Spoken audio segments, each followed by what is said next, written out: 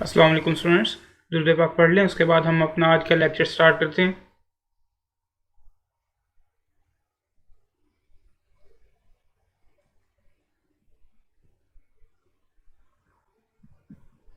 जी तो स्टूडेंट्स, हमारा chapter number 11 ख़त्म हो चुका था। आज हम अपना चैप्टर नंबर 12 जो कि relation of partners to one another है के नाम से है, इसको स्टार्ट करेंगे। आज हम ड्यूटीज़ ऑफ पार्टनर्स की बात करेंगे, राइट्स ऑफ पार्टनर्स की बात करेंगे, इनकी हम एग्जांपल्स भी देखेंगे और क्वेश्चंस भी देखेंगे। काफ़ी क्वेश्चन हम इनके कवर करेंगे। इस चैप्टर को भी हम 2 दिनों में ख़त्म कर रहे होंगे। आज हम तकरीबन हाफ चैप्टर ख़त्म कर लेंगे और बाकी रहता है जो वो इंशाल्लाह कल ख़त्म करेंगे। तो स्टार्ट करते हैं। सबसे पहले the duties, rights and liabilities of partners. 2 types की ड्यूटीज़ होती हैं, एक होता है जनरल ड्यूटीज़ ऑफ पार्टनर, एक होती हैं qualified duties of partner.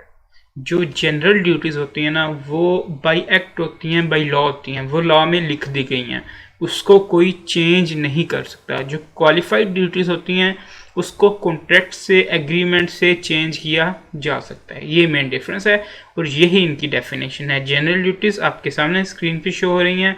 These are mandatory duties of a partner that cannot be changed by an agreement amongst the partners.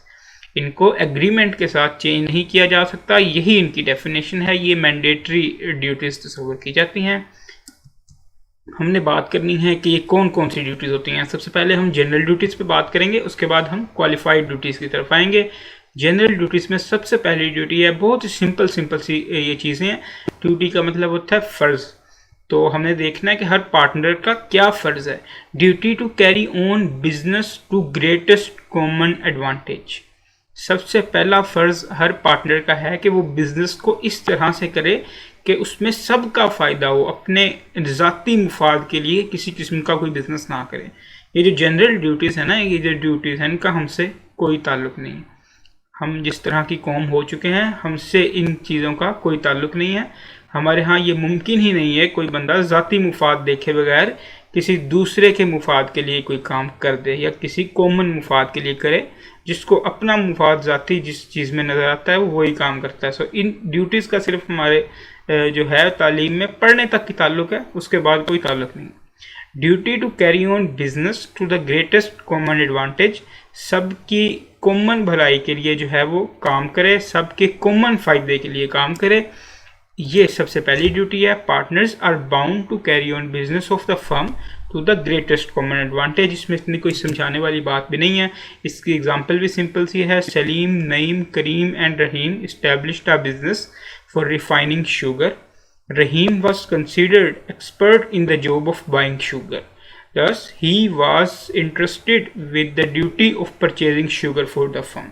4 partners थे, उनमें से रहीम जो था उसे महारत हासिल थी शुगर लेन देन में, ख़रीदो फरोख्त में, तो उसे ख़रीदने का, शुगर ख़रीदने का काम जो है वो दिया गया फर्म की जानब से। Ajmal, cousin of Rahim, was a wholesale dealer in sugar. Ajmal जो कि रहीम का कज़न था, वो होल सेल डीलर था।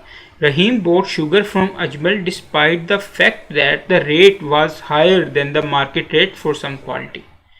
रहीम ने क्या किया, अपने कज़न से जो है वो शुगर ख़रीदी उसको फ़ायदा देने के लिए, हालांकि वो रेट ज़्यादा चार्ज कर रहा था मार्केट रेट से। अगर कहीं मार्केट पे यही चीज़ वो लेता तो उसको सस्ती मिल जानी थी, इसी क्वालिटी की चीज़। Rahim has breached his duty to carry on business to the greatest common advantage of all partners. तो रहीम जो है उसने अपनी ड्यूटी को ब्रीच किया है, ग्रेटेस्ट कॉमन एडवांटेज के हवाले से जो है अपनी ड्यूटी को ब्रीच किया है। उसका फ़र्ज़ बनता था सब पार्टनर्स के मुफाद के लिए काम करे। उसने अपने कज़न को फ़ायदा पहुंचाने के लिए, माली फ़ायदा पहुंचाने के लिए ये डील की। तो इसी तरह का यहाँ से आपको सिनेरियो आएगा। वैसे यहाँ से सिनेरियो बहुत ही रेयर देखने को मिलता है इस ड्यूटी से। ये नहीं, मैं टोटल ड्यूटीज़ की बात नहीं कर रहा, यहाँ से अच्छे अच्छे सिनेरियोज आते हैं, वो हम आगे देख रहे होंगे, लेकिन यहाँ से बहुत कम देखने को मिलता है। लेकिन अगर आएगा भी ना तो इसी तरह का होगा कि एक जो है वो पार्टनर होगा, वो अपने मुफाद के लिए, यहाँ तो अपने कज़न के मुफाद के लिए काम कर रहा है, वो अपने ज़ाती मुफाद के लिए किसी किस्म के जो है वो कॉन्ट्रैक्ट में एंटर हो रहा होगा, बाकी लोगों का फ़ायदा नहीं देख रहा होगा। तब जो है इस तरह का केस आपको बना कर दिया जाएगा। तो आप बताएंगे ये उसने ब्रीच किया है और वो उसने जो अकेले ने फ़ायदा उठाया उसको वो सबको कंपनसेट करे, ये उसकी अब जिम्मेदारी बनती है। ये उसने ड्यूटी का ब्रीच किया है। तो नेक्स्ट ड्यूटी की तरफ चलते हैं। ये हम जनरल ड्यूटीज़ की बात कर रहे हैं जिन्हें चेंज नहीं किया जा सकता। Duty to be just and faithful, इंसाफ और ईमानदारी, ये भी हमारे अंदर से जो है वो ख़त्म हो चुकी है, इसलिए मैंने कहा था इसका हमसे कोई ताल्लुक नहीं है। Duty to be just and faithful, इंसाफ करना चाहिए और हमें ईमानदार रहना चाहिए। पार्टनर्स को एक दूसरे के साथ मुनसिफाना फैसले करने चाहिए, ईमानदारी के साथ फैसले करने चाहिए। इनकी भी कोई समझाने की इतनी ज़्यादा ज़रूरत नहीं है। Partners are bound to be just and faithful to each other. इसकी भी हम एग्जांपल देख लेते हैं। Salim, Naeem, Karim and Rahim established a partnership firm for refining sugar. वही बिल्कुल जो है वो केस है। Rahim was considered expert in job to buying sugar, thus he was entrusted with the duty of purchasing sugar for the firm। यहाँ तक बिल्कुल सेम पीछे एग्जाम्पल वाला केस है। रहीम himself was a wholesale dealer in sugar। रहीम खुद अब wholesale dealer है sugar में। He unknown to his co-partners supplied to firm at the market price with sugar previously bought himself for his own resources when the prices were lower and he so made considerable profit। अब उसने क्या किया, उसके वो खुद ही wholesale dealer है sugar का, उसे शुगर खरीदने की जो है वो जिम्मेदारी सौंपी गई, तो उसके पास पहले से ही खरीदी हुई शुगर पड़ी थी। उसने अब के मार्केट प्राइस पे उसको बेच दिया। पहले का मार्केट प्राइस जो कम था उसने उनसे अपने ही पार्टनर्स से फ़ायदा उठाने की कोशिश की। Salim, Naeem and Karim sued for the profits thus made by him. तो जो उसने प्रॉफिट्स कमाए अपने दोस्तों से फ़ायदा उठा के, अपने पार्टनर्स से फ़ायदा उठा के, उन प्रॉफिट्स के लिए बाकी पार्टनर्स ने उस पर मुकदमा कर दिया। Yes, Rahim is accountable to the firm for the profit. तो बिल्कुल रहीम जो है वो अकाउंटेबल कंसिडर होगा। क्यों? क्योंकि उसकी ड्यूटी थी कि वो जस्ट एंड फेथफुल रहे, वो ईमानदार रहे। उसने पर्सनल इंटरेस्ट में काम किया है, अपने आप को फ़ायदा उठाने के लिए। उसने ईमानदारी से काम नहीं किया, बेईमानी से काम किया है। उसने अपने साथियों के साथ बेईमानी की है, जिसकी वजह से जो उसने बेईमानी से प्रॉफिट कमाया उस सब साथियों को वो जो है वो अकाउंट फॉर करे उस प्रॉफिट को, तब ये केस जो है ये वैलिड कंसीडर होगा। अदरवाइज़ उसने ड्यूटी का ब्रीच किया है, अपने ज़ाती मुफाद के लिए काम किया है। तो ये यहाँ से भी बहुत ही कम सिनेरियो आ रहा होता है, लेकिन आएगा बिल्कुल इसी तरह का ही आएगा। ये भी पिछली ड्यूटी से मिलता जुलता ही बिल्कुल केस है सेम। यहाँ से अगर सिनेरियो आया इसी तरह का आएगा। एक जो पार्टनर होगा, एग्जामिनर बता रहा होगा कि इसने इस तरह से बेईमानी की है, तो इसका आप इफेक्ट बताएं क्या ये एक वैलिड ट्रांजैक्शन है कि नहीं। तो आप इनवैलिड ट्रांजैक्शन उसको कंसीडर करेंगे कि उसने ड्यूटी जो है वो अपने ब्रीच की है। नेक्स्ट ड्यूटी की तरफ जाते हैं। ये हम याद रहे, ये हम जनरल ड्यूटीज़ की बात कर रहे हैं जिनको चेंज नहीं किया जा सकता। नेक्स्ट ड्यूटी क्या है? Duty to render true accounts. बिल्कुल सिंपल सी बात है कि भाई जो अकाउंट्स हैं आपकी फर्म के, sale account, purchase account, books में आपके जो अकाउंट्स बनाते हैं वो सही तरीके से अपने जो बाकी पार्टनर्स को पेश किए जाएं। ये हर किसी पार्टनर का फ़र्ज़ है। फॉर एग्जांपल एक एक्टिव पार्टनर है, बाकी स्लीपिंग पार्टनर हैं, स्लीपिंग पार्टनर नहीं, साइलेंट पार्टनर कह लें। उन मैनेजमेंट में उनकी कोई वॉइस नहीं है, वो मैनेजमेंट में काम नहीं करते। एक ही पार्टनर को सारी जिम्मेदारी सौंपी हुई है, तो अब सब हिसाब किताब उसके पास है। जब बाकी पार्टनर उससे हिसाब किताब मांगते हैं तो वो अपनी मर्जी से प्रॉफिट्स को अंडरस्टेट कर देता है कि इनको लगे कि फर्म कम प्रॉफिट बना रही है, उन्हें मैं थोड़ा थोड़ा हिस्सा देता रहूँ, बाकी मैं खुद लेता रहूँ। इस तरह से भी वो कर सकता है। ये भी ब्रीच होगा रेंडर ट्रू अकाउंट्स का। उसे सही अकाउंट्स जो है वो प्रोवाइड करने चाहिए अपने बाकी पार्टनर्स को। जो सही ट्रांजैक्शन है वही उसे प्रोवाइड करनी चाहिए। Partners are bound to render true accounts of the firm transactions to any partner और हिज लीगल रिप्रेजेंटेटिव, या पार्टनर या उसका जो लीगल रिप्रेजेंटेटिव है, अगर पार्टनर की डेथ हो चुकी है तो उसको बिल्कुल सही अकाउंट्स जो हैं वो फर्म के प्रोवाइड करने चाहिए। Aftab, Badal and Chand started a business of trading in light bulbs together under name Solar Trader। Solar Trader के नाम से चांद, बादल, आफ्ताब ने एक पार्टनरशिप शुरू की। They decided to share profits equally and business will be managed by Aftab only and Badal and Chand will not take any active part in the management। Aftab must render true accounts of the firm to Badal and Chand। जो मैंने example दी बिल्कुल वही उन्होंने इधर लिखी है। यही आपकी आई कैप स्टडी टेक्स्ट वाली एग्जांपल है। नेक्स्ट जो ड्यूटी है जिसको चेंज नहीं किया जा सकता, general duty to provide full information, बिल्कुल duty to render true accounts की हम बात करें, उसी एग्जांपल को हम लें। आफ्ताब, बादल और चांद तीनों ने एक बिजनेस शुरू किया सोलर ट्रेडर्स का, तो उन्होंने शेयर प्रॉफिट जो है वो इक्वली करेंगे, उन्होंने ये डिसाइड किया। और आफ्ताब जो है वो सिर्फ आफ्ताब मैनेज कर रहा है पूरे बिजनेस को, बादल और चांद जो हैं वो एक्टिव पार्ट नहीं दे रहे मैनेजमेंट में, वो दोनों साइलेंट पार्टनर हैं। तो आफ्ताब की जिम्मेदारी होगी कि उनको फुल इंफॉर्मेशन प्रोवाइड करे, ऊपर थी कि उनको ट्रू अकाउंट्स प्रोवाइड करे, नीचे है उनको फुल इंफॉर्मेशन प्रोवाइड करे। सिंपल सी बात है, कोई समझाने वाली इसमें चीज़ नहीं है। वो एग्जांपल जो मैंने आपको बता दी वही लिखी हुई है, वही जो अल्फाज में मैंने आपको डेफिनेशन बता दी इसकी बिल्कुल वही लिखी हुई है। यहाँ से कोई केस स्टडी आई इन दोनों जो है वो ड्यूटीज़ में से, तो इसी तरह से आएगी कि एक जो है पार्टनर है उसने कंप्लीट इन्फॉर्मेशन प्रोवाइड नहीं की, इस तरह की 3-4 बातें एग्जामिनर कर रहा होगा, तो आप बताएंगे कंप्लीट इन्फॉर्मेशन प्रोवाइड करना जो है वो जनरल ड्यूटी है जिसको चेंज नहीं किया जा सकता, तो जिसकी वजह से उसको कंपनसेशन पड़ रही होगी जो ये ड्यूटी को ब्रीच कर रहा होगा। नेक्स्ट ड्यूटी है duty to indemnify for loss cause by fraud. अभी तक तो हम सीधी सी बातें देखते आ रहे थे, ये थोड़ी अच्छी चीज़ है। यहाँ पे वो थोड़ा सा आपको फंसा सकता है। किस तरह से फंसा सकता है? देखिए, हम पहले पढ़ के आए हैं, जो पार्टनर्स हैं ना वो एक दूसरे के एजेंट हैं। एजेंट है, बिल्कुल एजेंट है। तो अगर कोई पार्टनर कोई काम करता है ऑर्डिनरी कोर्स ऑफ बिजनेस में, कोई फर्म के हवाले से किसी के साथ बेईमानी कर देता है, किसी के साथ दो नंबरी कर देता है, तो उस थर्ड पार्टी के पास राइट है कि वो सब पार्टनर्स को सू कर सकती है, चाहे वो उस अकेले बंदे को सू करे चाहे बाकी पार्टनर्स को सू करे, क्योंकि वो सब एक दूसरे के एजेंट हैं। एजेंसी की वजह से दूसरे पार्टनर्स जो हैं जिसने फ्रॉड किया उस पार्टनर के प्रिंसिपल भी बन रहे हैं, तो उस पर भी जिम्मेदारी जा रही है, जिसकी वजह से थर्ड पार्टी किसी को भी सू कर सकती है। वो आप लोगों को फंसाएगा किस तरह से? वो इस तरह से फंसाएगा कि duty to indemnify for loss cause by fraud है ना, इसमें सिर्फ ये बात लिखी हुई है कि जो पार्टी है, जो आपका पार्टनर है, अगर कोई फ्रॉड करता है उसकी वजह से नुकसान होता है, तो बाकी जो पार्टनर्स हैं ना उनको वो नुकसान जो है उनका भी नुकसान हुआ है। अगर एक फर्म का पूरी का नुकसान हुआ है तो ऑब्वियसली सब पार्टनर्स का नुकसान हुआ है, और फ्रॉड किसी एक पार्टनर ने किया था, उसका नुकसान सब पार्टनर्स का जो है वो नुकसान बन गया है। तो अब उसकी वजह, फ्रॉड की वजह से नुकसान हुआ था ना, तो वो अपनी जेब से पैसे बाकी पार्टनर्स को दे। ये duty to indemnify for loss cause by fraud में लिखा हुआ है। तो जब वो आप लोगों से पूछेगा ना, वो आप लोगों से पूछेगा, एक सिनेरियो बनाएगा, उसमें ड्यूटी एक पार्टनर होगा जिसने फ्रॉड किया होगा, ठीक है। अब वो जो थर्ड पार्टी होगी ना वो सब पे केस कर रही होगी, तो वो आपको इस तरह से कंफ्यूज करने की कोशिश करेगा एग्जामिनर कि वो आपको फोर्स करेगा कि आप कहें कि भाई जिसने फ्रॉड किया है ना, तो पार्टी सिर्फ उसी को सू कर सकती है, बाकी पार्टनर्स को सू नहीं कर सकती। तो आपने अपनी बेसिक्स को याद रखना है कि जो थर्ड पार्टी है वो जिसको मर्जी सू करे।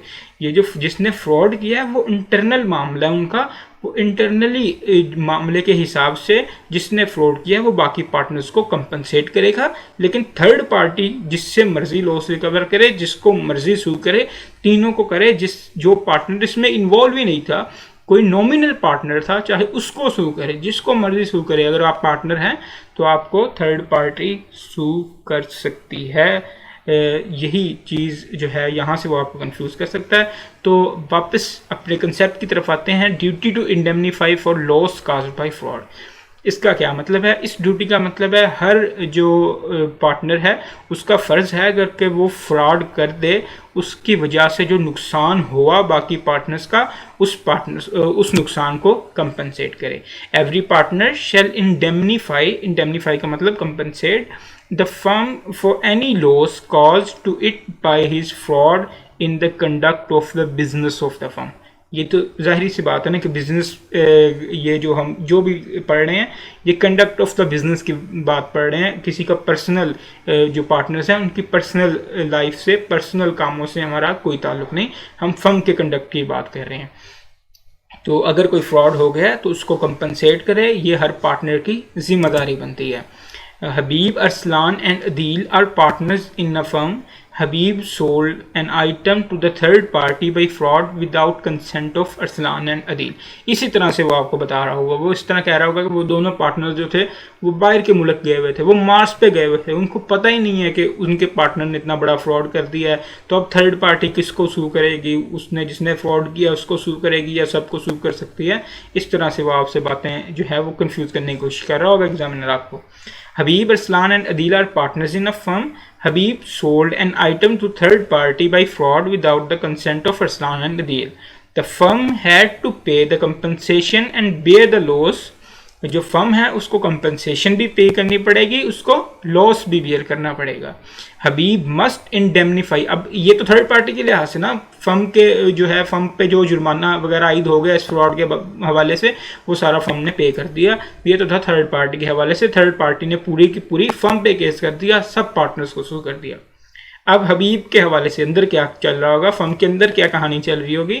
हबीब must indemnify Arsalan and Adeel for loss so cause by him. अब हबीब ने फ्रॉड किया था, अब जो लॉस पूरा फर्म को पड़ा है उनमें से अरसलान और अदील को जितना जितना लॉस पड़ा है अब वो दोनों हबीब से रिकवर करेंगे। हबीब का फर्ज बनता है कि अपने बाकी पार्टनर्स को उसके फ्रॉड की वजह से जो नुकसान हुआ वो पे करे। तो ये एक थोड़ा तगड़ा केस यहाँ से बन सकता है इस ड्यूटी से। पिछली जो 4 ड्यूटीज हमने जनरल ड्यूटीज में पढ़ी हैं उनमें कुछ कोई इतना दमखम नहीं है। अगर वहाँ से कोई पूछेगा भी तो वो तो बहुत ही ज़्यादा आसान चीज़ हो जाएगी। तो इतनी आसान चीज़ सीए में पूछना कम ही बहुत रेयर आपको देखने को मिलता है। यहाँ से कोई केस अगर छोटा सा चाहे सही सा वो बना सकता है, इसके हवाले जनरल ड्यूटीज़ में कुछ भी नहीं है। अब बात करते हैं right and duties by contract. ऐसे राइट्स और ड्यूटीज़ जो बाय कॉन्ट्रैक्ट है, यानी क्वालिफाइड ड्यूटीज जिनको कॉन्ट्रैक्ट के जरिए बनाया जा सकता है, कॉन्ट्रैक्ट के जरिए चेंज किया जा सकता है।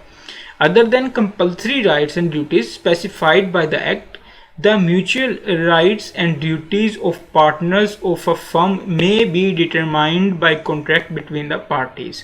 ये जो जनरल ड्यूटीज़ हैं इनके अलावा ड्यूटीज़ और राइट्स जो हैं कुछ इस तरह के हैं जो पार्टीज आपस में खुद ही डिटरमाइन कर सकती हैं। सच कॉन्ट्रैक्ट मे बी एक्सप्रेस और इम्प्लॉयड। एक्सप्रेस का क्या मतलब हुआ भाई, वर्ड से या लिख के या रिटन वर्ड से या स्पोकन वर्ड से, और इम्प्लाइड का क्या मतलब हुआ, एक्ट से। अब इम्प्लाइड किस तरह से हो सकता है राइट्स एंड ड्यूटीज़ में, ये मैं आपको जब अभी नेक्स्ट हेडिंग की तरफ जाते हैं आपको समझ आ जाएगा। लेकिन फिलवक्त यहाँ पे इतना समझें आप कि जो राइट एंड ड्यूटीज़ होती हैं ना बाय कॉन्ट्रैक्ट, इनको क्वालिफाइड ड्यूटीज़ एंड राइट्स भी कहते हैं। ये वो ड्यूटीज़ हैं जो कॉन्ट्रैक्ट से बनाई जा सकती हैं, कॉन्ट्रैक्ट से चेंज की जा सकती हैं। तो ये 2 तरह से हो सकता है कॉन्ट्रैक्ट, एक्सप्रेस भी और इम्प्लाइड भी। एक्सप्रेस का तो आपको पता ही है, लिख के एग्रीमेंट जो है वो एग्रीमेंट डीड भी होती है, पार्टनरशिप डीड भी हो रहा होता है। इम्प्लाइड की हम बात कर लेते हैं, इसमें आपको इम्प्लाइड की एग्जांपल नज़र आएगी। वेरिएशन इन पार्टनरशिप कॉन्ट्रैक्ट में, वेरिएशन इन पार्टनरशिप कॉन्ट्रैक्ट का मतलब है, अच्छा क्वालिफाइड ड्यूटीज़ की तरफ हम अभी नहीं आ रहे, हमें क्वालिफाइड ड्यूटीज समझने से पहले 2 छोटे छोटे कंसेप्ट समझने पड़ेंगे, उसके बाद बाकायदा हम क्वालिफाइड ड्यूटीज़ पे मूव करते हैं। पहला कंसेप्ट है वेरिएशन इन पार्टनरशिप कॉन्ट्रैक्ट। देखें जनरल ड्यूटीज़ में तो ये अराइज ही नहीं होता ये question variation in partnership contract वाला, क्योंकि जनरल ड्यूटीज़ को वेरिएट नहीं किया जा सकता, चेंज नहीं किया जा सकता। लेकिन कॉन्ट्रैक्ट जो क्वालिफाइड ड्यूटीज़ हैं उनको चेंज किया जा सकता है। इसलिए ये क्वेश्चन राइज हुआ कि वेरिएशन इन पार्टनरशिप कॉन्ट्रैक्ट, कि भाई चेंज किया जा सकता है, किस तरह से चेंज किया जा सकता है, कैसे कैसे चेंज किया जा सकता है, क्या शुरू में ही चेंज करना है या कॉन्ट्रैक्ट के दरमियान में भी पार्टनरशिप चल पड़ी है, 1 साल 2 साल गुजर चुका है, अभी पार्टनरशिप ख़त्म नहीं हुई, अब दरमियान में भी उसको चेंज किया जा सकता है। अगर दरमियान में चेंज करना है तो किस तरह से करना है, ये चीज़ आएगी वेरिएशन इन पार्टनरशिप कॉन्ट्रैक्ट में। इसको हम पढ़ लेते हैं। Partnership contract may be varied by consent of all partners and such consent may be expressed or may be implied by a course of dealing। क्या कहता है, जो पार्टनरशिप कॉन्ट्रैक्ट है उसको सब पार्टनर्स की मर्जी से चेंज किया जा सकता है। पहली चीज़ जो आपने सबसे मेन चीज़ है वो है सब पार्टनर्स की मर्जी से। एक अकेला पार्टनर या 2-3 पार्टनर मिलके कर सकते हैं, बिल्कुल नहीं कर सकते। मेजॉरिटी ऑफ द पार्टनर्स मिलके कर सकते हैं, मेजॉरिटी ऑफ द पार्टनर्स, यानी कि अगर 100 पार्टनर्स हैं, सॉरी 100 तो कुछ ज़्यादा ही होगा, अगर 10 पार्टनर्स हैं तो अगर 6 पार्टनर्स एक साइड पे हैं, 4 एक साइड पे हैं, तो वो क्या कॉन्ट्रैक्ट को चेंज कर सकते हैं? बिल्कुल नहीं कर सकते। उसने कहा है कंसेंट ऑफ ऑल पार्टनर्स, सब पार्टनर्स मिलके इसको चेंज करेंगे, मेजोरिटी वगैरह वाला कोई सीन नहीं है। एक भी पार्टनर कहेगा नहीं करना तो नहीं करना। And such consent may be express और may be implied by a course of dealing. ये कंसेंट, ये जो चेंज है, ये चेंज की कंसेंट वो एक्सप्रेस भी हो सकती है और इम्प्लाइड भी हो सकती है। इसकी मैं आपको एग्जांपल देता हूँ। अब मैं इम्प्लाइड वाली आपको एग्जांपल देने लगा हूँ। तीन दोस्त हैं, आप लोग ही तीन दोस्त हैं, आपके कोई दो बेस्ट फ्रेंड्स जो हैं उनको अपने जहन में एज्यूम कर लें। वो दो दोस्त हैं और आप हैं। अब तीनों ने मिलके एक पार्टनरशिप बिजनेस शुरू किया। अब तीनों ने डिसाइड ये किया कि हम ना इस तरह करेंगे कि बराबर बराबर तीनों हम जो है वो प्रॉफिट का बांटा करेंगे आपस में, 33%, 33%, 33% बराबर बराबर बांटा करेंगे। सब लोग मान गए, आप लोगों ने उसको लिख लिया, एग्रीमेंट को, पार्टनरशिप डीड बना लिया, ठीक है। उसके बाद क्या हुआ, आप जो है ना, आप बाकी जो आपके दोनों दोस्त हैं वो बहुत ही लेजी हैं। उन्होंने वो हर वक्त घर बैठे रहते हैं और आपने काम करना शुरू किया। सिर्फ आप ही ऑफिस में काम करते हैं। तो आपके काम करने की वजह से आपने सोचा कि मैं तो काम करता हूँ, तो वो दोनों काम नहीं करते, मैं ना 50% प्रॉफिट लिया करूँगा और वो दोनों 25% लिया करेंगे। पहले साल आप लोगों का प्रॉफिट आया, 50% आपने रख लिया, 25% उनको दे दिया। उन्होंने कुछ भी नहीं कहा, कोई ऑब्जेक्शन नहीं की। उन्होंने देखा भी 25% हमें दे रहा है, 50% खुद रहा है। उन्होंने कहा चलो कोई बात नहीं, बंदा काम कर रहा है, लेते रहे। नेक्स्ट ईयर भी इसी तरह हुआ, नेक्स्ट ईयर भी इसी तरह हुआ। अब ये काम एक बार चलता रहा। कुछ सालों बाद आपके दोनों दोस्तों की शादियां हो गई, उनके ऊपर जिम्मेदारियां जो है वो बढ़ गई। अब उनकी वाइफ ने उनको फोर्स किया कि भाई तो तुम्हारा दोस्त है, वो तो 50% प्रॉफिट लेता है और तुम लोग 25% प्रॉफिट लेते हो, ये तो बहुत ही गलत बात है। तो जाके उससे बात करो कि तुमने एग्रीमेंट देखो, एग्रीमेंट में तो ये लिखा हुआ है। तो आप लोग उसके पास गए, वो नहीं माना। वो लोग आपके पास आए कि भाई 50% प्रॉफिट जो है वो आप ले रहे हो, ये गलत है। हमारा पहले दिन ही एग्रीमेंट हुआ था जब 33% लेना था सबने प्रॉफिट, तो आप 50% क्यों ले रहे हो? आप कहते हो भाई नहीं, मैं काम करता हूँ, मैं 50% ही लूँगा। वो लोग कोर्ट में चले जाते हैं। अब कोर्ट क्या डिसाइड करेगी? कोर्ट कहेगी कि आप लोगों का एग्रीमेंट हुआ, बिल्कुल ठीक हुआ, 33% तीनों ने जो है वो बांटना था। लेकिन जिस दिन फर्स्ट डे उस बंदे ने, यानी कि आपने 50% प्रॉफिट लिया, आप लोगों को उसी दिन ऑब्जेक्ट करना चाहिए था। आपने कोई रिएक्ट नहीं किया। इसको हम कंसीडर करेंगे कि आपने इम्प्लाइड कंसेंट दी है। इसको इम्प्लाइड कंसेंट कहते हैं। इस तरह से इम्प्लाइडली वेरिएशन हो रही होती है। आप लोगों ने कोई रिएक्ट नहीं किया, आप लोगों ने उसको मना नहीं किया, वो 50% लेता रहा, 50% लेता रहा। अब भी ये आपकी इम्प्लाइड कंसेंट कंसीडर की गई है। आप लोगों ने उसको नहीं रोका, तो आप लोगों का एग्रीमेंट उस दिन चेंज हो गया जिस दिन उसने 50% लिया और आपने उसको मना नहीं किया। उस दिन आपका एग्रीमेंट इम्प्लाइडली चेंज हो गया और एग्रीमेंट ये हो गया कि आप हैं वो 50% लेंगे और आपके दोनों दोस्त 25% लेंगे। ये होता है इम्प्लाइडली जो चेंज आता है, इम्प्लाइड वेरिएशन इसको हम कहते हैं। तो इस तरह से एक्सप्रेसली और इम्प्लाइडली जो है वो सब पार्टनर्स की कंसेंट से, अभी तो नजर आ रहा है ना कि तीनों पार्टनर्स की कंसेंट शामिल है। उन दोनों ने आपको नहीं रोका, आप तो वैसे ही चाहते थे ज़्यादा प्रॉफिट लेना, लेकिन उन दोनों ने भी आपको नहीं रोका, तो सबकी इजाज़त शामिल हो गई। सबकी कंसेंट के साथ एग्रीमेंट जो है, जो क्वालिफाइड ड्यूटीज़ जो हैं, उनको चेंज किया जा सकता है किसी भी वक्त जो है वो पार्टनरशिप के दौरान उनको चेंज किया जा सकता है। चाहे उनको एक्सप्रेसली चेंज किया जाए, बोल के, लिख के, चाहे उनको इम्प्लाइडली जो है वो चेंज किया जाए। इसकी हम एग्जांपल देख लेते हैं। आपके आईकर स्टेट टैक्स वाली बिल्कुल यही एग्जांपल है। Badar, Nazar and Zafar agreed to form a partnership. The partnership deed inter alia provided that all the three shall share the profits equally। उन्होंने कहा भाई हम पार्टनरशिप डीड बनाते हैं, उसमें सब पार्टनर जो हैं वो इक्वली प्रॉफिट जो है वो डिस्ट्रीब्यूट करेंगे। Afterwards they carried on the partnership business for many years, Badr receiving 1/2 of the net profits and other half being equally divided between Nazir and Zafar, to which Nazir and Zafar never objected। यही बात जो मैंने अभी आपको example दी, वहाँ पे आपके तीनों दोस्तों की जगह जफर, नज़र और जो है वो बदर आ चुके हैं। Later, the partnership developed some differences as such Nazir and Zafar filed a suit for their share of profits for the past year on the basis of partnership date। उन्होंने क्या कहा, उन्होंने कहा इतने सालों से ये हमें 50% प्रॉफिट देता आ रहा है, हमारी पार्टनरशिप डेट थी बराबर इक्वल डिस्ट्रीब्यूशन की, ये हमें जो है वो 25% देता आ रहा है, खुद 50% लेता आ रहा है। तो जब पहले दिन वो जो हुआ ये 50% उसने लिया था, उसी दिन उन्होंने रोका नहीं था उसको, जो बाकी पार्टनर्स हैं, तो ये इम्प्लाइड एक्सेप्टेंस कंसीडर की गई थी, जिसकी वजह से उनका एग्रीमेंट चेंज हो गया था, उनके एग्रीमेंट में वेरिएशन हो चुकी थी। अब जो है वो कॉन्ट्रैक्ट जो है वो नया कॉन्ट्रैक्ट बन चुका है, जिसमें 50% प्रॉफिट बदर ले रहा है और 25% नज़र और जफर ले रहे हैं। अगर फर्दर कोई वेरिएशन करनी है तो वो सबकी मंजूरी से हो सकती है और इसका अब कोई हल नहीं है। तो ये थी वेरिएशन इन पार्टनरशिप कॉन्ट्रैक्ट का कंसेप्ट।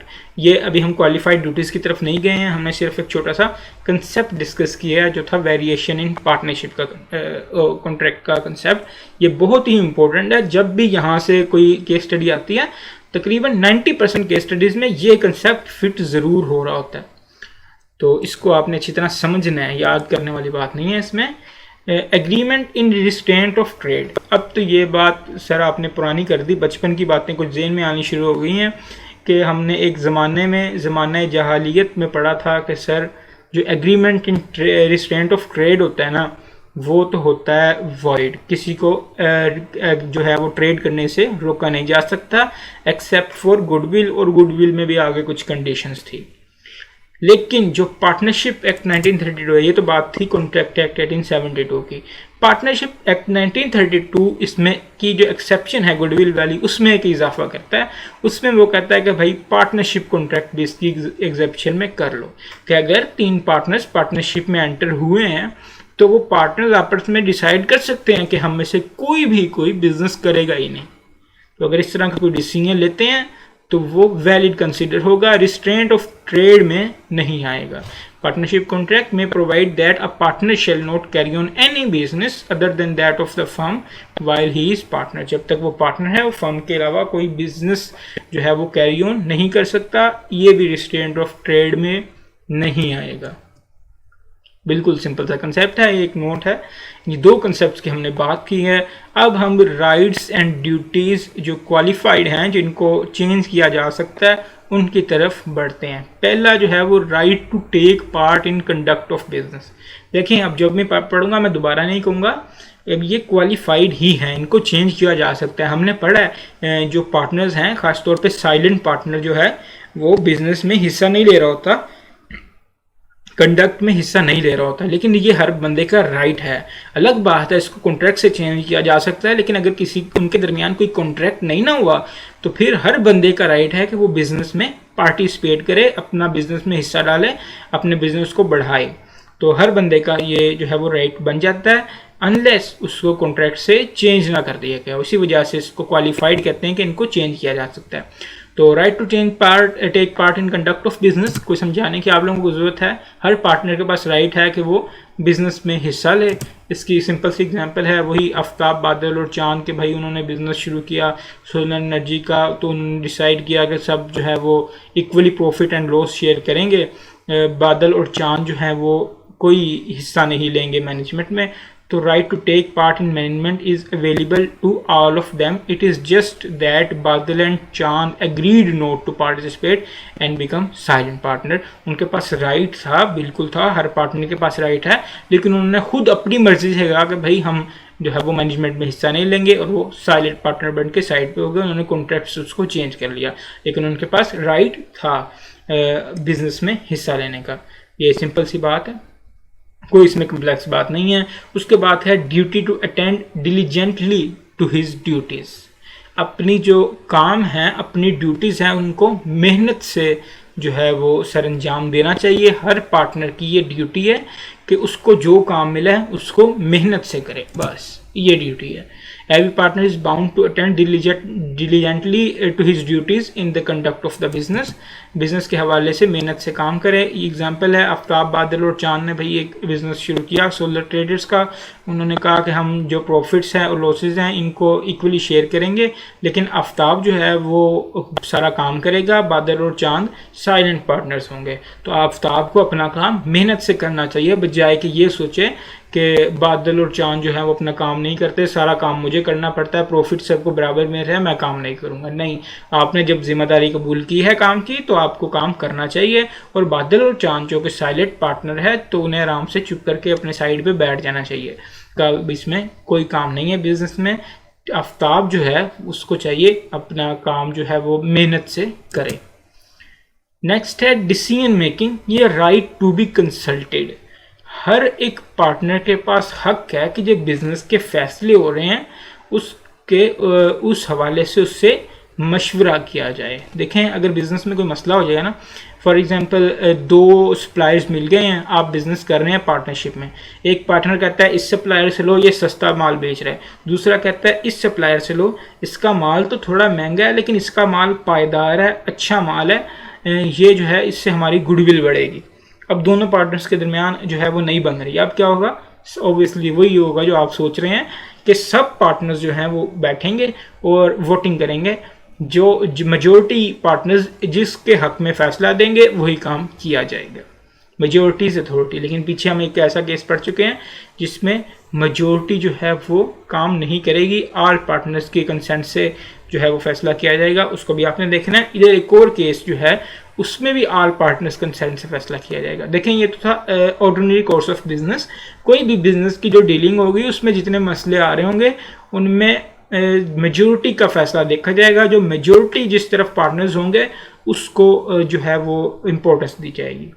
लेकिन अगर आप बिजनेस की नेचर ही चेंज करने जा रहे हैं, बिजनेस ही चेंज करने जा रहे हैं, आप लोग बना रहे थे जूतों के लिए चमड़ा या जूते बना रहे थे, आप लोगों ने सोचा ईद जो है गुजर चुकी है या मुहर्रम है, रमज़ान है, इसमें हमारी सेल जो है वो जूतों की नहीं हो रही, हमें बिजनेस चेंज करना चाहिए, हमें सोलर का काम शुरू कर लेना चाहिए, हमें कोई इलेक्ट्रिसिटी का काम शुरू कर लेना चाहिए।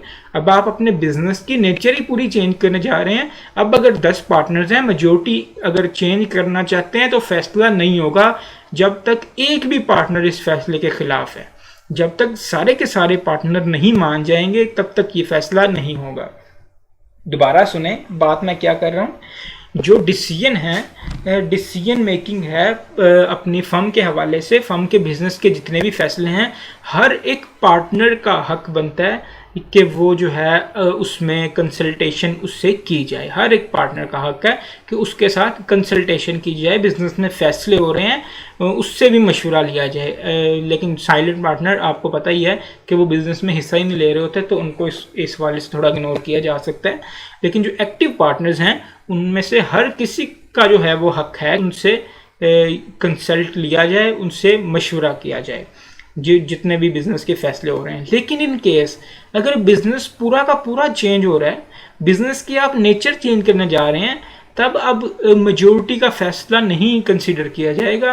ऑर्डिनरी कोर्स ऑफ बिजनेस में तो ये था ना कि जो मेजॉरिटी पार्टनर्स फैसला करेंगे वही फैसला कंफर्म तस्वर किया जाएगा। लेकिन अगर बिजनेस की नेचर चेंज कर रहे हैं तो फिर मेजॉरिटी वाला केस अप्लाई नहीं होगा। फिर चाहे वो साइलेंट पार्टनर है चाहे जो मर्जी पार्टनर है, जब तक सारे पार्टनर्स उस फैसले पे एग्री नहीं कर जाएंगे नेचर चेंज करने का बिजनेस का जो फैसला है, तब तक वो फैसला नहीं किया जा सकता। Every partner has right to be consulted before any matter is decided. Any difference arising to the ordinary matter connected with the business may be decided by a majority of members in good faith, but no changes may be made in the nature of business without consent of all partners. वही बात जो मैंने की कि ordinary course of business जो है वो change किया जाएगा मेजॉरिटी ऑफ पार्टनर्स को देखते हुए। जहाँ पे पार्टनर्स की मेजॉरिटी है जिस फैसले के साथ, वो फैसला किया जाएगा, उस साइड पे जाया जाएगा। लेकिन जो केस है ये वाला जिसमें नेचर ही चेंज होने जा रही है बिजनेस की, उसमें ये चीज़ नहीं देखी जा सकती। उसमें जब तक सबके सभी पार्टनर्स इसको जो है वो इस हक में वोट नहीं देंगे कि नेचर बिजनेस चेंज कर दी जाए, तब तक वो फैसला नहीं हो सकता। एक भी पार्टनर इसके खिलाफ होगा तो फैसला नहीं किया जा सकेगा। Azam, Babar, Yasir and Zahid are active partners in a partnership firm. Azam wants to open bank account in ABC Bank for partnership business. 4 partners हैं जिनमें से एक पार्टनर आजम कह रहा है कि भाई बैंक अकाउंट जो है वो ABC बैंक में ओपन करो, हमारी पार्टनरशिप बिजनेस का bank account. However Zahid is of the opinion that they should have an account in XYZ bank, जबकि दूसरा पार्टनर जाहिद कह रहा है XYZ बैंक में ओपन करो. The matter must be decided by the decision of majority of members. ये ordinary course of business है, ये बिजनेस के मामलात हैं, इसमें वो फैसला होगा जो मेजोरिटी ऑफ पार्टनर्स चाहेंगे. लेकिन इस एग्जाम्पल में देखें, Azam, Babar, Yasir and Zahid are active partners in a partnership. Babar, Yasir and Zahid want to change the nature of business from retailer to yarn to manufacturer of sugar, but Azam does not agree. Unless all partners agree, nature of business cannot be changed. जब तक सारे के सारे partners agree नहीं करेंगे तब तक business की नेचर को चेंज नहीं किया जा सकता. अगली बात जो है वो है right to have access to the books. हर पार्टनर के पास राइट है कि वो कंपनी की जो बुक्स हैं, बुक्स में कंपनी का हिसाब किताब, खाता वगैरह लिखा होता है, उस तक उसको एक्सेस दी जाए. ये हर पार्टनर का जो है ये फर्ज है. Every partner has a right to have access to and to inspect copy of any books of the firm. Firm की कोई भी बुक्स हैं, कोई सेल के हवाले से हैं, कोई परचेजेस के हवाले से हैं, तो पार्टनर जो है वो बेसिकली ओनर ही होता है, मालिक ही होता है. तो उसका जो है ये हक बनता है कि उसको उस तक एक्सेस दी जाए, उसकी पहुंच हो उस तक, वो उसको इंस्पेक्ट कर सके, वो उसको देख सके भाई कितना प्रॉफिट हम कमा रहे हैं, क्या क्या जो है वो फर्म में चल रहा है.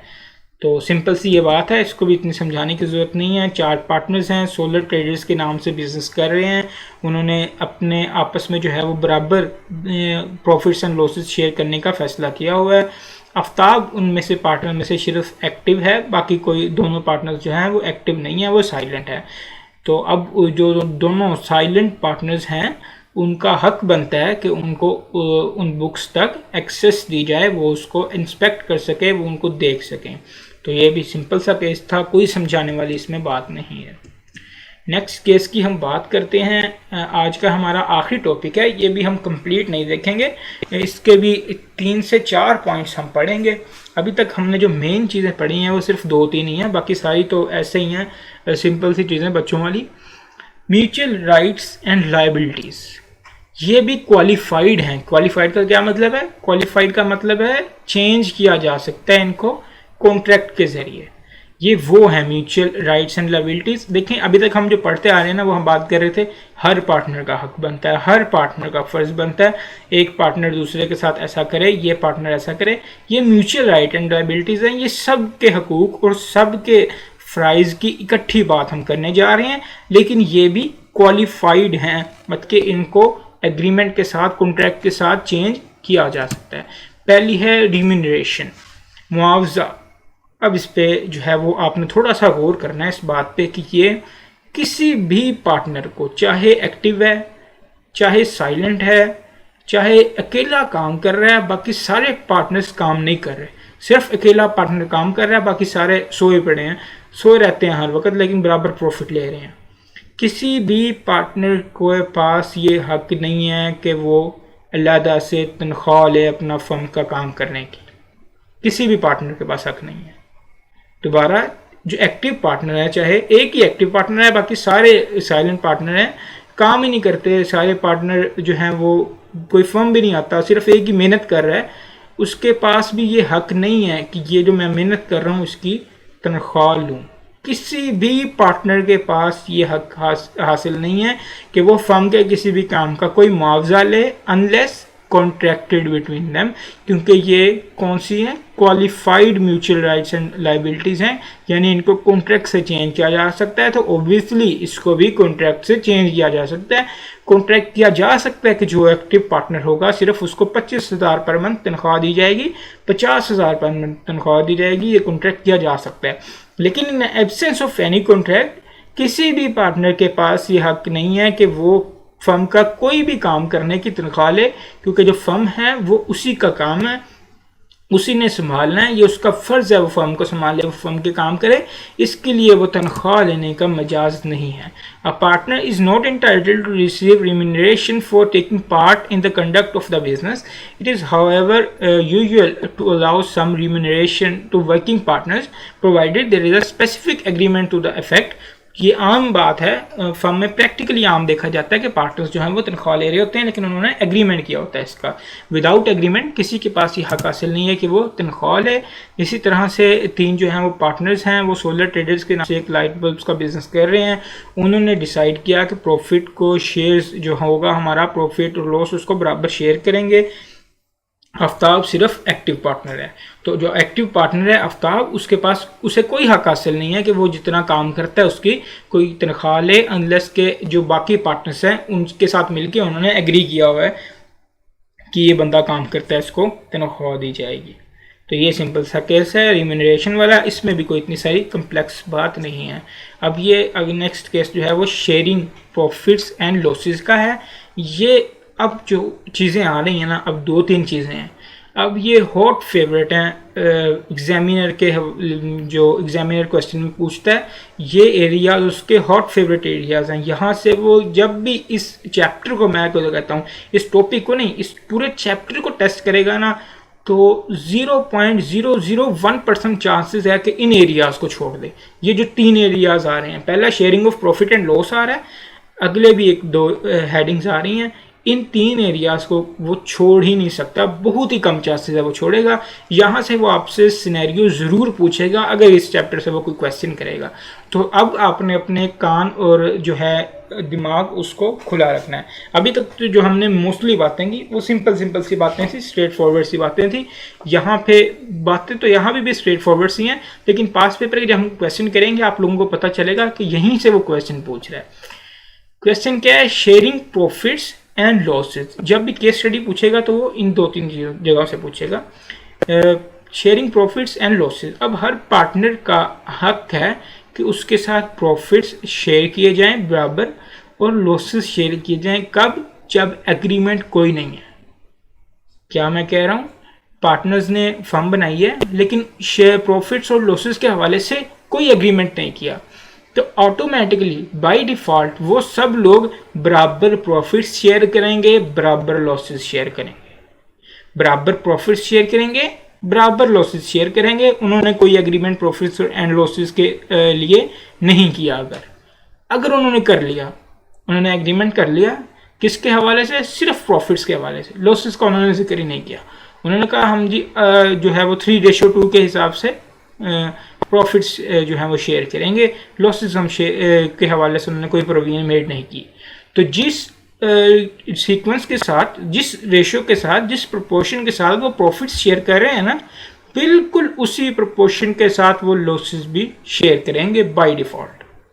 उन्होंने एग्रीमेंट अगर कोई भी नहीं किया फिर तो प्रॉफिट एंड लॉसेस बराबर शेयर करेंगे। अगर उन्होंने प्रॉफिट्स का एग्रीमेंट किया है तो बिल्कुल जिस तरह वो प्रॉफिट्स शेयर कर रहे हैं उसी तरह वो लॉसेस शेयर करेंगे। और अगर उन्होंने दोनों चीज़ों का एग्रीमेंट किया है कि प्रॉफिट हम इस तरह से शेयर करेंगे, लॉसेस इस तरह से शेयर करेंगे, तो फिर वो एग्रीमेंट के हिसाब से चलेंगे। In absence of any contract to the contrary, every partner has a right to share profit equally earned by the firm. The partners are bound to contribute the losses sustained by the firm. उसने कहा कोई agreement नहीं हुआ तो profits भी और losses भी बिल्कुल बराबर शेयर किए जाएंगे। An agreement to share profits may imply an agreement to share loss also. अगर सिर्फ प्रॉफिट शेयर करने का एग्रीमेंट है तो उसको उसी हवाले से बिल्कुल उसी तरह से लॉसेस को भी शेयर किया जा रहा होगा। इसकी हम एग्जांपल देखते हैं। Adeel and Kashif started a partnership business by contributing 5 million and 7 million respectively. However they did not decide the profit sharing ratio. अब एक बंदे ने बिजनेस में ज़्यादा पैसा लगाया, एक बंदे ने कम पैसा लगाया। अब अगर आई के में आपको क्वेश्चन आ जाता है तो आपने ये देख के इसकी रेशियो नहीं कैलकुलेट करने बैठ जाना कि इसने ज़्यादा पैसा लगाया इसको ज़्यादा प्रॉफिट मिलेगा। नहीं, उन्होंने जब प्रॉफिट के हवाले से कोई एग्रीमेंट किया ही नहीं तो हमारे लॉ ने क्या किया है? हमारे लॉ ने कह दिया है कि जो प्रॉफिट्स हैं वो बराबर शेयर किए जाएंगे और लॉसेस भी बराबर शेयर किए जाएंगे। Adil and Kashif are partners in a firm. The terms of agreement are that they will share profits in ratio of 3:2, but there is no express provision regarding share of losses. उन्होंने कहा भाई profit जो है वो 3:2 से share करेंगे और losses के हवाले से कोई प्रोविजन ही नहीं लिखी, तो जो लॉसेज हैं वो भी 3:2 की मानद जो है वो शेयर किए जाएंगे। सिंपल सा कंसेप्ट था ये बहुत इंपॉर्टेंट लेकिन कंसेप्ट है, यहाँ से वो क्वेश्चन लास्ट में पूछ लेता है। अगला इंपॉर्टेंट कंसेप्ट है इंटरेस्ट ऑन कैपिटल, बहुत ही ज़्यादा इंपॉर्टेंट है इंटरेस्ट ऑन कैपिटल। यहाँ से वो आपको interest on capital, sharing of profit और अगला जो इंटरेस्ट ऑन हम एडवांसेस देखेंगे, इन तीनों को मिला के पूछता है। इंटरेस्ट ऑन कैपिटल का क्या सीन है, कैपिटल का आपको पता है क्या होता है, अगर नहीं पता तो मैं आपको बता देता हूँ कि कैपिटल आपने इंट्रोडक्शन टू अकाउंटिंग या अपने FA1 में पढ़ा होगा। कैपिटल होता है जो बिजनेसमैन कोई जो मालिक होता है बिजनेस का या पार्टनर या शेयर होल्डर, जब वो बिजनेस शुरू करते हैं ना तो कुछ पैसा लगाते हैं। बिजनेस फ्री में शुरू नहीं होता, पैसों से शुरू होता है। तो वो जो पैसा इन्वेस्ट करते हैं, वो पैसा लगाते हैं, और जो मालिक होते हैं उनको कैपिटल कहा जाता है कि इसने इतना कैपिटल दिया, इसने 5 लाख बिजनेस में लगाया, इसने 10 लाख बिजनेस में लगाया, उसको हम कैपिटल कहते हैं। तो कैपिटल में किसी किस्म का इंटरेस्ट जो है वो नहीं दिया जाता किसी भी पार्टनर को। अगर पार्टनर ने 5 लाख लगाया है, एक पार्टनर ने 10 लाख लगाया है, वो कहेगा मुझे 5 लाख पे 12% इंटरेस्ट मिलना चाहिए था, मैंने शुरू में 5 लाख लगाया था। 10 लाख वाला कहेगा मैंने 10 लाख लगाया था, मुझे 10 लाख पे 12% या 10% इंटरेस्ट मिलना चाहिए था, इंटरेस्ट रेट ये चल रहा है। तो ऐसा बिल्कुल नहीं हो सकता, किसी को भी कैपिटल पे इंटरेस्ट नहीं दिया जाएगा। वो कैपिटल ऐसा ही है कि इंसान ने अपनी चीज़ में लगाया, अपने कारोबार में लगाया है, अपने आप से वो किसी किस्म का कोई इंटरेस्ट नहीं ले सकता। तो कैपिटल के हवाले से कोई भी इंटरेस्ट नहीं लिया जाएगा। लेकिन दोबारा हम क्वालिफाइड के बारे में बात कर रहे हैं। क्वालिफाइड यानी कॉन्ट्रैक्ट से चेंज की जा सकती हैं, तो इसको भी कॉन्ट्रैक्ट से चेंज किया जा सकता है। अगर कॉन्ट्रैक्ट में लिख दिया गया कि इस बंदे को कैपिटल पे इंटरेस्ट दिया जाएगा तो उसे दिया जाएगा। अदरवाइज विदाउट एनी प्रोविजन किसी भी इंसान को जो है वो कैपिटल पे इंटरेस्ट नहीं दिया जाएगा। No partner is allowed to receive any interest on capital as a general rule because a partner is not creditor of the firm. Partner जो है वो फर्म का क्रेडिटर नहीं होता। Interest on capital is allowed only when agreed among the partners. अगर पार्टनर्स ने पहले से एग्री कर लिया कि इंटरेस्ट ऑन कैपिटल मिलेगा तो मिलेगा, अदरवाइज इंटरेस्ट ऑन कैपिटल नहीं दिया जाता। Where a partner is entitled to interest on capital subscribed investment by him, such interest will be payable out of the profits earned by firm।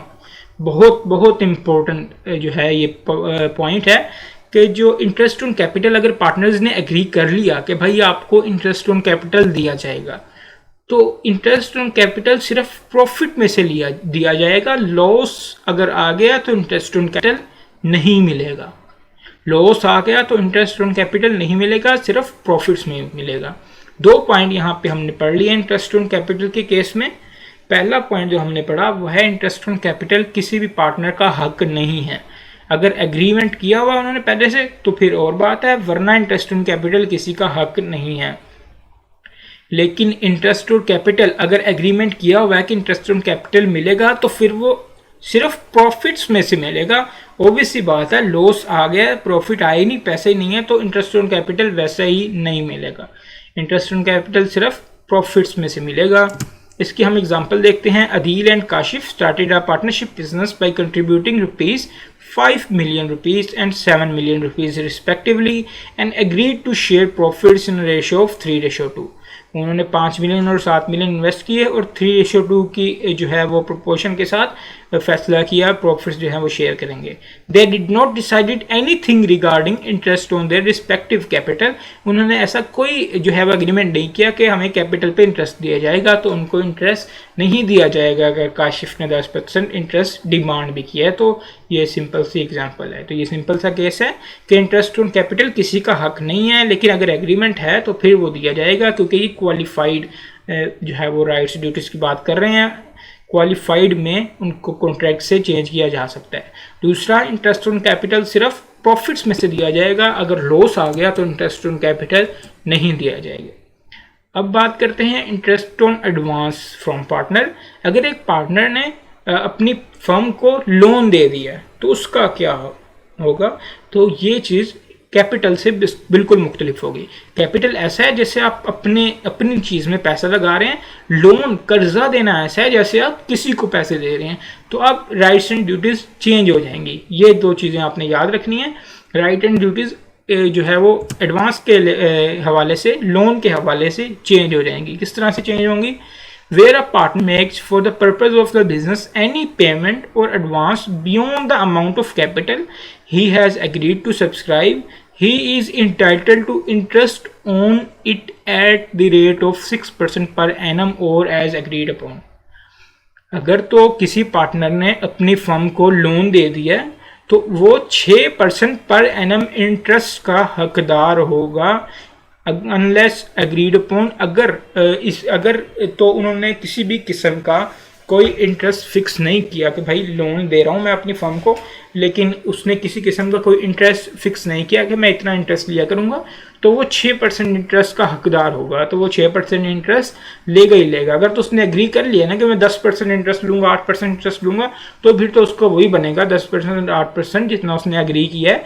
लेकिन in case अगर उसने agree नहीं किया तो complication से बचने के लिए लॉ ने एक परसेंटेज फिक्स कर दिया कि 6% इंटरेस्ट वो उसका हक हो जाएगा। तो ये डिफरेंस है मेन इंटरेस्ट ऑन कैपिटल और इंटरेस्ट ऑन एडवांस में। इसकी हम जो है एग्जांपल देखें। Adeel and Kashif started a partnership business by contributing ₹5 billion and 7 million respectively, and Adil also advanced ₹1 million to the firm as loan. They did not decide to anything regarding interest on this loan.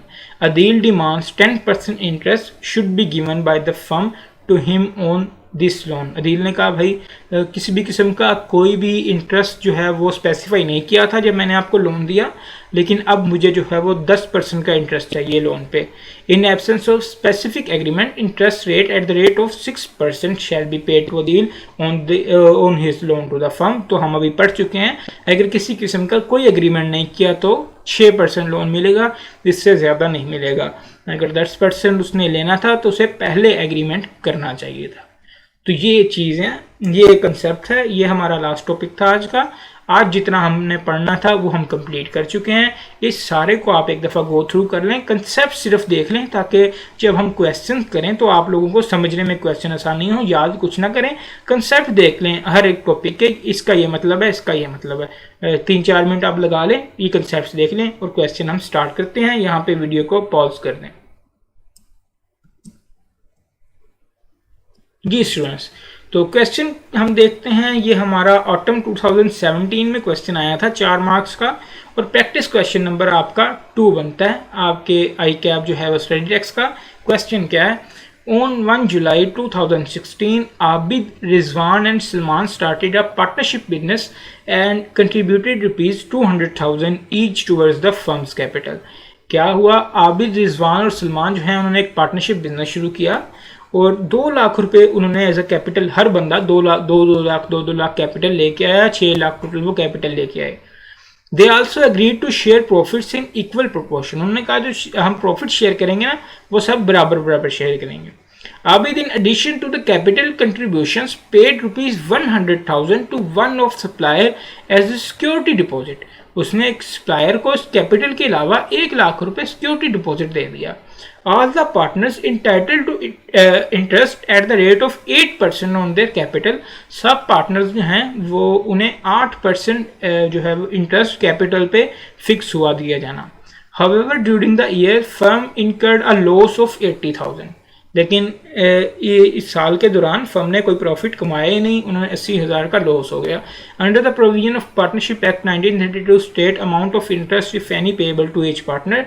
तो बताएं भाई amount of interest जो है वो पे की जाएगी क्या किसी पार्टनर को? सबसे पहले तो हम इंटरेस्ट ऑन कैपिटल की बात करें कि 2 लाख वो कैपिटल लेके आए। तो कैपिटल हमने कब पे करना था? जब उनमें एग्री अपॉन होना था। अगर तो उन्होंने कोई एग्रीमेंट किया होता कैपिटल पे करने का तो हमने कैपिटल पे करना था, अदरवाइज कैपिटल किसी पार्टनर का हक नहीं होता। तो यहाँ पे उन्होंने एग्रीमेंट किया हुआ था 8% पार्टनर कैपिटल का, तो हमने उनको बिल्कुल पे करना था प्रॉफिट्स में से। लेकिन प्रॉफिट तो फर्म ने कमाया ही नहीं, 80,000 रुपये का उन्होंने लॉस कमाया है। उनका लॉस हुआ 80,000 रुपये का प्रॉफिट वो कमा ही नहीं सके तो इंटरेस्ट ऑन कैपिटल तो नहीं मिलेगा।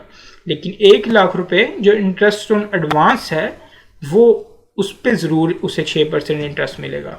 इसका हम जो है वो देखते हैं। Where a partner is entitled to interest on the capital such as interest is required to be paid only out of the profits of the firm. वो कह रहा है जी इंटरेस्ट जो है कैपिटल पे वो तो सिर्फ प्रॉफिट्स में से पे करना था, लेकिन ईयर के दौरान लॉस आ गया है तो प्रॉफिट तो किसी भी किस्म का इंटरेस्ट ऑन कैपिटल तो पे नहीं किया जाएगा। However, any partner making any payment for the purpose of the business beyond the amount of his capital contribution is entitled to interest thereon at the rate of 6% per annum। तो अब लेकिन capital के अलावा interest on advance जो है अगर loan दिया है तब उस हवाले से ज़रूर पेमेंट की जाएगी जो कि 6% per annum in absence of any contract law ने फिक्स कर दिया। तो यहाँ पे 1 लाख रुपए उसने अपने कैपिटल के अलावा किसी सप्लायर को एडवांस दे दिया था, एक किस्म का लोन दे दिया था उसने अपनी फर्म को, तो उस पर उसे इंटरेस्ट 6% ज़रूर पे किया जाएगा चाहे प्रॉफिट आया चाहे लॉस आया। ये मेन डिफरेंस है इंटरेस्ट ऑन एडवांस और इंटरेस्ट ऑन कैपिटल के हवाले से। यहीं से वो कंफ्यूज करके आपसे क्वेश्चन पूछ रहा होता है। तो इंटरेस्ट ऑन कैपिटल में ये सीन है कि इंटरेस्ट ऑन कैपिटल जो है वो कोई भी पार्टनर हकदार नहीं होता अनलेस कि उसमें उनके दरमियान एग्री ना हुआ हो। अगर एग्री हुआ होगा तो फिर उसी हिसाब से वो उनको इंटरेस्ट ऑन कैपिटल मिलेगा, लेकिन वो मिलेगा सिर्फ प्रॉफिट्स में से। इंटरेस्ट ऑन एडवांस में ऐसी कोई शर्त नहीं है प्रॉफिट वाली। और इंटरेस्ट ऑन एडवांस में ये चीज़ है कि अगर किसी किस्म का कोई एग्रीमेंट नहीं किया हुआ तो उन्हें कम से कम 6% जो है 6% इंटरेस्ट का हकदार पार्टनर हो जाएगा। यही वही कंसेप्ट उसने ऑटम 2017 में यूज़ किया और एक सिंपल सा क्वेश्चन बना दिया। नेक्स्ट क्वेश्चन की हम बात करते हैं। यह आया था ऑटम 2009 में। प्रैक्टिस क्वेश्चन आपकी आईकैप सब्जेक्ट्स का नंबर 3 है। Suhail Talha Umair and company a partnership concern is engage in trading of cloth. एक पार्टनरशिप फर्म है जो कि कपड़े के बिजनेस में इन्वॉल्व है। The firm bought a plot of land from shining stars limited. वो एक लैंड लेके आए, प्लॉट लेके आए शाइनिंग स्टार लिमिटेड से। After some time Talha and Umair on their own account bought 3 more plots of land in the same locality and made good profits। क्या हुआ, कुछ टाइम बाद तलहा उमैर जो है वो अपने अकाउंट में से अपने पैसों में से 3 और प्लॉट लेके आए और सेम लोकेलिटी पे और उससे काफ़ी पैसा कमाया। Suhail on becoming aware of such profits sued Talha and Umair for his share under the provision of Partnership Act। Explain whether Suhail and Talha and Umair are liable to share such profits with Suhail। Case क्या है? Case ये है कि एक firm ने कुछ plot लिया, एक फर्म ने अपने बिजनेस के लिए। थोड़ी देर बाद उस फर्म के जो 2 पार्टनर थे ना, उन्होंने उसी जगह पे कुछ प्लॉट्स लिए और उनको बेच के पैसा कमाया। दूसरे पार्टनर ने केस ये किया कि इन्होंने ये जो प्लॉट्स लिए हैं ये किसी किस्म से पार्टनरशिप प्रॉपर्टी के अंडर आते थे। तो बिल्कुल ही ये अजीब सा क्वेश्चन या आप सिंपल सा क्वेश्चन इसको कह लें कि भाई उन्होंने अपनी मर्जी से ज़ाती मुफाद के लिए प्लॉट लिए। ये कोई पार्टनरशिप का बिजनेस उन्होंने थोड़ी किया है या पार्टनरशिप से कोई फ़ायदा उठाया है। वो अलहदा अपना जो मर्जी करते नहीं, ये पार्टनरशिप का बिजनेस भी प्लॉट लेना नहीं है। उनका काम क्या है? कपड़ा खरीदना बेचना, ट्रेडिंग ऑफ क्लॉथ। उनका काम ट्रेडिंग ऑफ क्लॉथ है। उन्होंने ना कोई कंपीटिंग बिजनेस किया है ना उन्होंने कोई फर्म का बिजनेस किया है। तो इस हवाले से उन्होंने प्लॉट लिया है, अलहदा अपना कोई काम किया है, वो फर्म के ज़ुमरे में नहीं आते। एक्चुअली ये वाला कंसेप्ट जो है ये हमने कल पढ़ना है कंपीट विद बिजनेस के हवाले से। तो इस क्वेश्चन को आप अभी होल्ड कर लें थोड़ा सा, यहाँ पे आपको शायद सही समझ ना आए क्योंकि म्यूचुअल राइट्स एंड लाइबिलिटीज़ में हमने अभी हाफ पोर्शन तकरीबन देखा है म्यूचुअल राइट्स एंड लाइबिलिटीज़ का। बाकी हाफ पोर्शन हमने कल देखना है। उसमें है not to compete with business, उसकी प्रोविजन के अंदर ये जो क्वेश्चन है ये फॉल करता है। इसको आप अभी होल्ड कर लें, इसको हम कल दोबारा देख लेंगे। इस क्वेश्चन को हम कल दोबारा देख रहे होंगे। नेक्स्ट क्वेश्चन की तरफ चलते हैं। ये है ऑटम 2019 का क्वेश्चन। 3 मार्क्स के लिए ये क्वेश्चन पूछा गया था और आपके आईकैप स्टडी टेक्स्ट का प्रैक्टिस क्वेश्चन नंबर 6 भी है। Aftab, Rihan and Bali were partners in a law firm. The partnership deed, among other things, provided that profit or losses of the firm would be shared equally among the partners. ठीक है भाई, 3 partners थे, उन्होंने ये decide किया कि profit और loss सब बराबर शेयर करेंगे. The firm continued it business for many years with Aftab receiving 50% shares in the net profit and Rihan and Bali sharing 25% of the net profit. ये तो मुझे लग रहा है ये एग्जाम्पल जो है हमने अभी आई कैप स्टडी टेक्स्ट में जिसकी बात की, वही एग्जाम्पल जो है वो आटम 19 के क्वेश्चन में से ली गई है.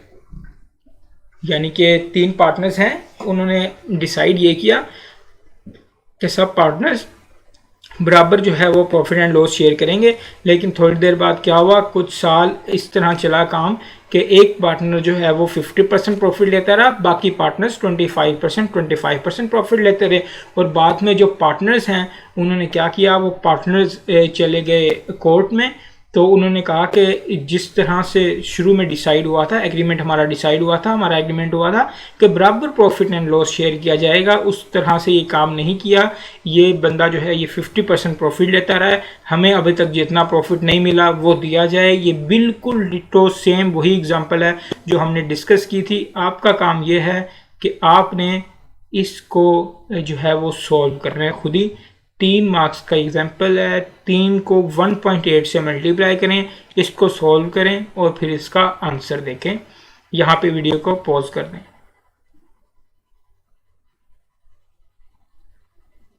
3 को 1.8 से मल्टीप्लाई करें, जितने मिनट्स आपके पास आते हैं उतने मिनट्स में आप इस एग्जाम्पल को सॉल्व करें. पुराना जो है ये क्वेश्चन नहीं है, बिल्कुल नया क्वेश्चन है, ऑटम 2019 का क्वेश्चन है.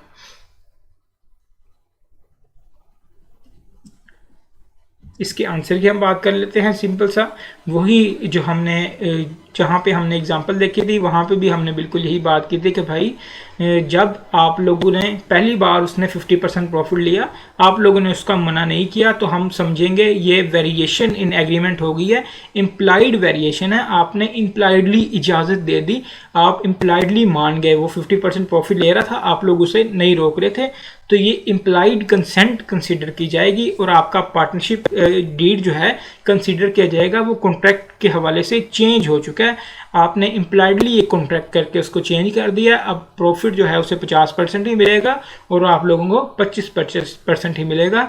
जिस तरह से कहते हैं कि आप लोग पहले सोए हुए थे, तो आप लोग पहले सोए हुए थे कि आप पहले 50% उस बंदे को देते रहे हो और आपको पता ही नहीं लगा और अचानक ही आपका कोई ज़मीर किसी किस्म का जाग गया और उसने कहा कि वो ज़्यादा प्रॉफिट ले रहा है. तो इस हवाले से बिल्कुल सिंपल सा एक क्वेश्चन था. होपफुली आप लोगों ने इसको सॉल्व किया होगा. नेक्स्ट क्वेश्चन की हम बात करते हैं. आपका प्रैक्टिस क्वेश्चन नंबर 7 है, 3 मार्क्स के लिए. स्प्रिंग 2017 में क्वेश्चन आया है. Asghar, Babar and Karim are carrying on agriculture business in partnership. They have agreed to share the profits in ratio 4, ratio 3, ratio 2 respectively. Kareem is not liable for the losses of the firm. Asghar, who is responsible for procurement, has suggested to buy seeds and pesticides from Zubair Enterprises, a supplier of crop products, as the seeds and pesticides offered by him are of good quality and at a very reasonable price. However, Babar is not in agreement with Asghar. हुआ यह है कि 3 partners हैं, तीनों partners जो profits हैं वो 4:3:2 के प्रोपोर्शन के साथ शेयर कर रहे हैं. अब उनके बिजनेस में क्या हुआ कि जो एक पार्टनर है ना, उसने कहा कि पेस्टिसाइड्स जो है वो हम फलां जुबैर इंटरप्राइजेज से ख़रीदते हैं, उनकी क्वालिटी अच्छी है. लेकिन कोई दूसरा पार्टनर इस बात से इनकार कर रहा है, वो कह रहा है इधर से नहीं खरीदनी. तो हमसे ये पूछा गया कि बताओ क्या कंसिक्वेंसेस होंगे. तो हम बताएंगे कि भाई ये ऑर्डिनरी कोर्स ऑफ बिजनेस की बात कर रहे हैं, तो दोनों फैसला नहीं करेंगे, सब पार्टनर्स बैठेंगे, मेजोरिटी उनकी फैसला करेगी. जो मेजोरिटी पार्टनर्स जिस साइड पे होगी बिल्कुल वही फैसला किया जाएगा. ये भी हम एग्जाम्पल में एक किस्म का देख आए हैं.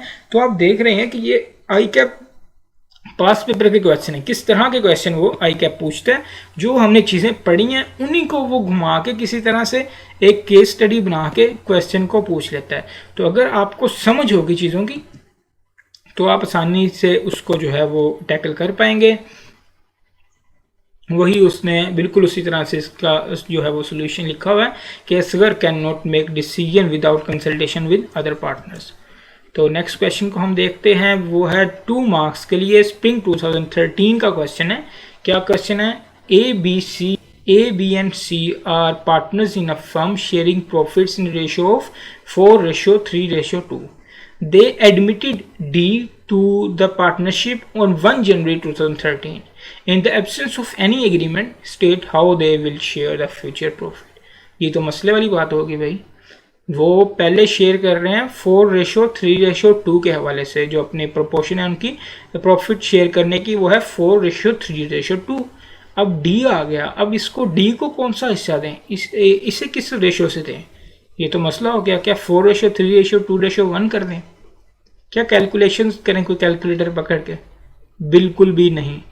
हमारा बेसिक कंसेप्ट पे हमने रहना है, वो किताब से बाहर एग्जामिनर नहीं जाता। हमने किताब में पढ़ा है सब लोग बराबर जो है वो हिस्सा शेयर करेंगे इन एब्सेंस ऑफ एनी कॉन्ट्रैक्ट। जैसे डी आया तो हमें जो हिस्सा है वो बराबर शेयर कर देना है ए बी सी और डी में, और डी जो है वो 1/4 हिस्से का हकदार होगा, बराबर शेयर का हकदार होगा, और बाकी जो 3 हैं उनको 4:3:2 से ही मिलता रहेगा। In absence of any agreement D will be entitled to 1/4 of the profits and A B C will share the balance of the profit in the ratio of 4:3:2। देखिए हमने पढ़ा हुआ है कि अगर एग्रीमेंट है ना पार्टनर्स के दरमियान तो उस एग्रीमेंट से हिस्सा शेयर होगा, लेकिन अगर एग्रीमेंट नहीं है तो बराबर शेयर होगा। यहाँ पे क्या देखा, पहले उनके दरमियान एग्रीमेंट है, 3 पार्टनर्स के दरमियान एग्रीमेंट है, चौथा नया पार्टनर आया उसके साथ कोई एग्रीमेंट नहीं है, तो उस हवाले से हिस्सा क्या होगा, डी के हवाले से हम देखें। अगर हम डी का हिस्सा कैलकुलेट करेंगे तो हम देखेंगे कि कोई एग्रीमेंट नहीं है, तो हम बराबर चारों में तकसीम कर देंगे 25%। ठीक है, लेकिन अब हम डी को निकाल दें, अब ए बी सी को हिस्सा देना है, तो इनके दरमियान तो एग्रीमेंट है 4:3:2, इनको इनके हवाले से हिस्सा दे देंगे। तो इस चीज़ को आपने सिर्फ अपना जो पढ़ा कंसेप्ट है, प्रोविजन है, उसको अपने जहन में बिठाना है। जितनी कन्फ्यूजन क्रिएट करने की कोशिश करे, जितना मर्जी कम्प्लेक्स सिनेरियो बना ले, ऐसी कोई चीज़ वो नहीं देगा कि आप सोचें कि ये तो हमने पढ़ा ही नहीं, इस तरह की तो कोई चीज़ हमने पढ़ी नहीं। वो उसी तरह की कोई चीज़ है जो आपने पढ़ी हुई है, लेकिन आप उसको पिक नहीं कर पा रहे हैं, समझ नहीं आ रही है। इसका सिर्फ यही हाल है कि आपकी प्रोविजन आज अच्छी अंडरस्टैंडिंग हो, रट्टा नहीं चाहिए, अंडरस्टैंडिंग अच्छी चाहिए। नेक्स्ट लास्ट क्वेश्चन हम देख लेते हैं, बहुत रिसेंट क्वेश्चन है, ऑटम 2020 का। उसने क्या पूछा है, कोई भी सिनेरियो नहीं बनाया। उसने कहा जी under the provision of partnership act 1992 what are the general duties of partners which can not be altered by agreement among themselves. उसने कहा बता दो सिर्फ जनरल ड्यूटीज के नाम। 3 मार्क्स के लिए उसने कब पूछा, पहले नहीं पूछा, अभी ऑटम 2020 में पूछा। उसके बाद ऑटम 2019 में सेम बात पूछी उसने, what are the general duties of the partner which can not be altered by agreement. और आपका अब जो पेपर होने जा रहा है वो भी ऑटम 2022 में होने जा रहा है। तो नाम आपको इन ड्यूटीज़ के याद होने चाहिए कि जनरल ड्यूटीज़ कौन सी हैं, क्वालिफाइड ड्यूटीज़ कौन सी हैं। तो ये था हमारा आज का टॉपिक। सिंपल सी बातें थी, 2-3 कम्प्लेक्स बातें थी। आपने पास पेपर भी देखे, 2-3 जो कम्प्लेक्स बातें थी उसने उन्हीं बातों को तो है वो पिक किया हुआ था। बाकी सारी बहुत ही सिंपल बातें थी, बहुत ही सिंपल सा ये चैप्टर था। अभी चैप्टर जो है वो हमारा थोड़ा सा रहता है, हम इंशाल्लाह इसको ख़त्म करेंगे और मज़ीद पास पेपर के क्वेश्चन देखेंगे। तब तक के लिए अल्लाह हाफिज़।